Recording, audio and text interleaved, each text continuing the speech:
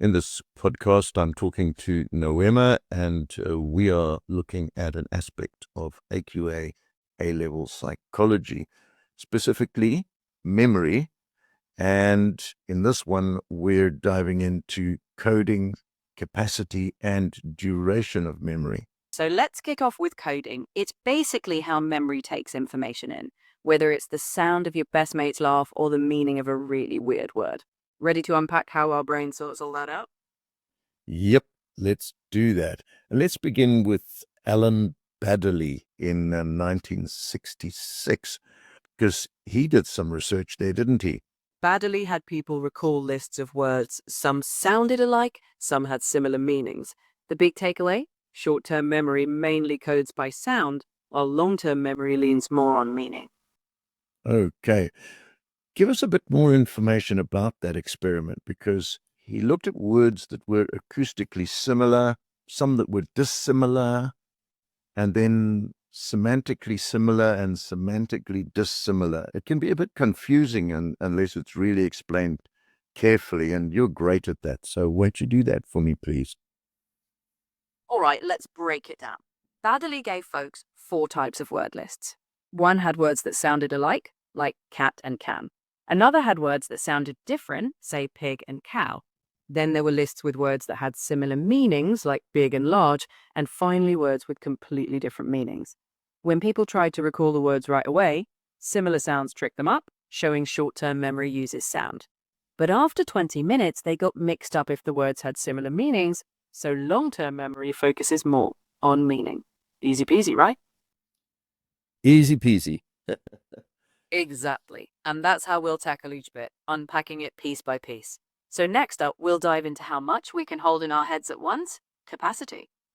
Let's do that, and let's look at digit span as investigated by Jacobs. When did he do that? Jacobs did his thing way back in 1887. He had people recall sequences of digits or letters, adding one more each time until they slicked up. Turns out, on average, we handle about 9 digits or 7 letters. So our short-term memory isn't limitless, but hey, it's not too shabby either. Okay. And then moving on a few decades to George Miller in 1956, he made some observations of everyday practice. So, for example, he noted that things come in sevens. He thought 7 notes on the musical scale, 7 days of the week, 7 deadly sins. So he thought the span of short-term memory is about 7 items. I'm not sure how he came across that correlation, but anyway, that's what he was thinking. Exactly. Miller basically noticed a pattern, 7s everywhere. And from that, he suggested short-term memory can juggle about 7 bits of info, give or take a couple. He also threw in that neat trick, chunking, grouping bits together to stretch that capacity a bit further.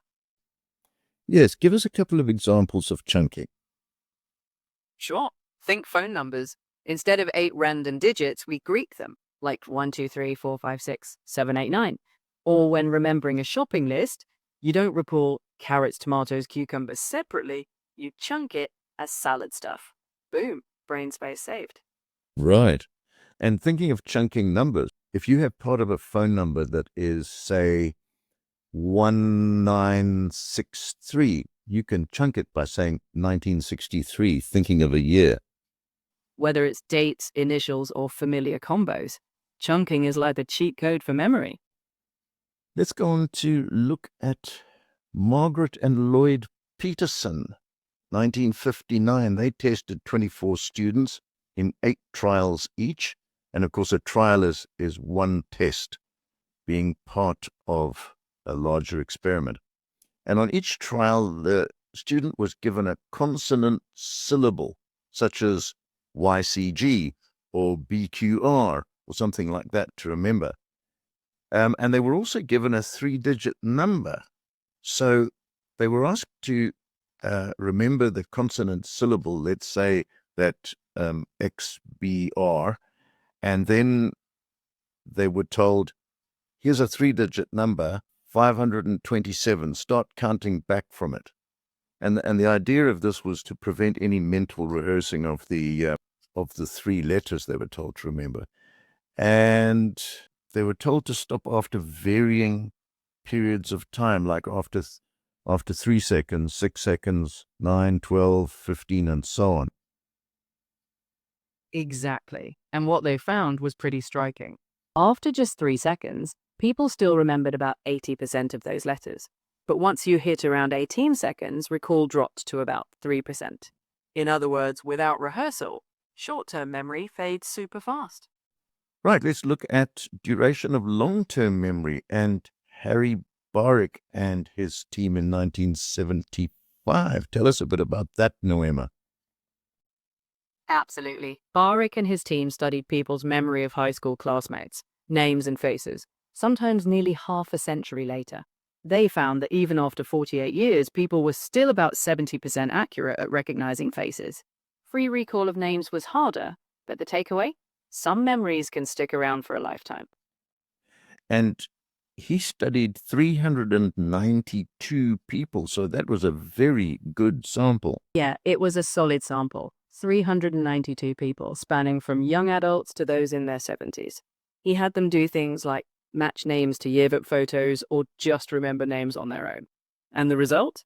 Some memories, especially with a little recognition, stick around astonishingly well for decades. Let's look at some evaluation. Separate memory stores. One strength of Baddeley's study is that it identified a clear difference between two memory stores, didn't it? Exactly. Baddeley's work gave us that classic distinction. Short-term memory leaning on sound, long-term memory leaning on meaning.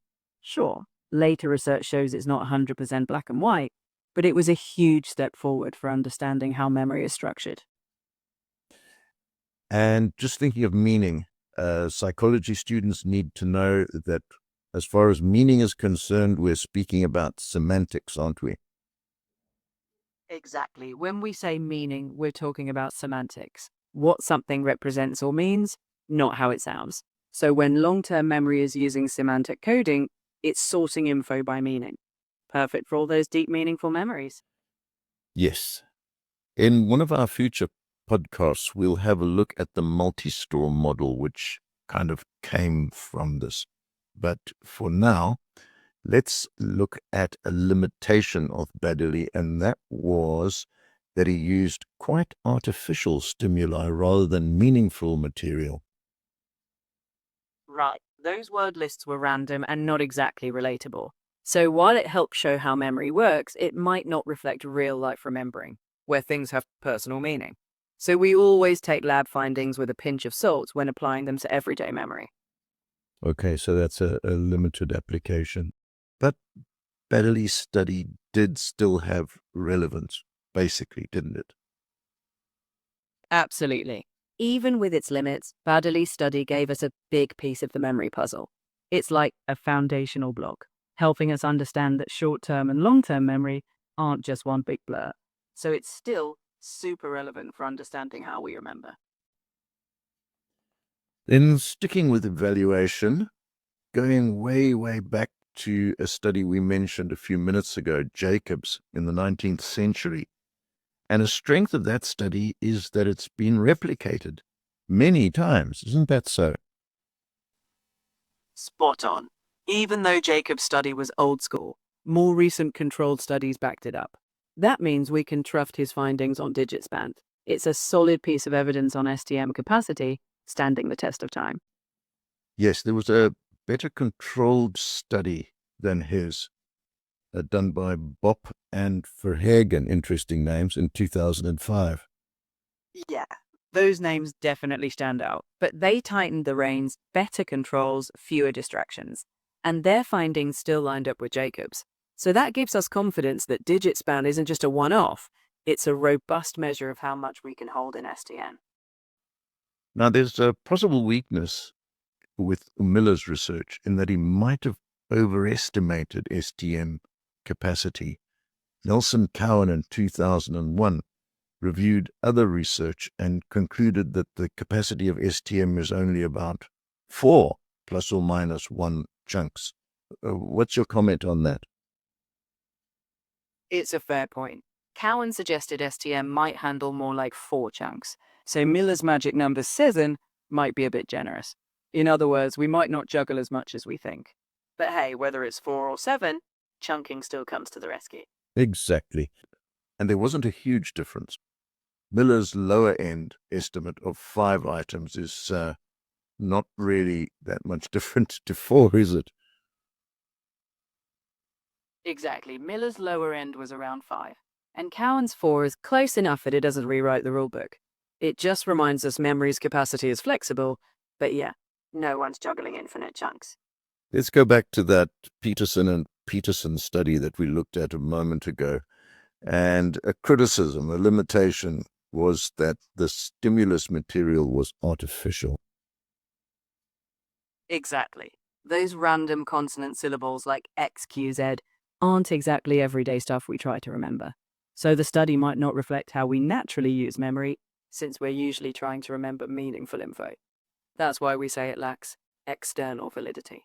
I'm glad you brought that up, external validity, because we can talk about these things in regular everyday language, but psychology students need to use the proper terminology. Absolutely. Using the right terminology like external validity shows they know whether a study applies to real life. It's not just fancy jargon, it's their secret handshake for showing they've got a solid grasp on the science behind memory. That's an interesting way of putting it. So staying with external validity, let's look at a strength of Boric et al., because that one had high external validity. Exactly. Barick's study used real, meaningful memories, like recognizing old classmates. That's everyday memory in action. So it gives us a pretty realistic idea of how long-term memory works. Right, I think we've got to the end of that introduction to memory. And in our next podcast, we're going to be talking about the multi-store model of memory. I'm looking forward to it. The multi-store model's a classic, and we'll break it down step by step. So until next time, we'll keep those memory traces fresh. Thank you, Noema. Bye for now. My pleasure. Take care, and I'll be ready for round 2 whenever you are. Bye for now.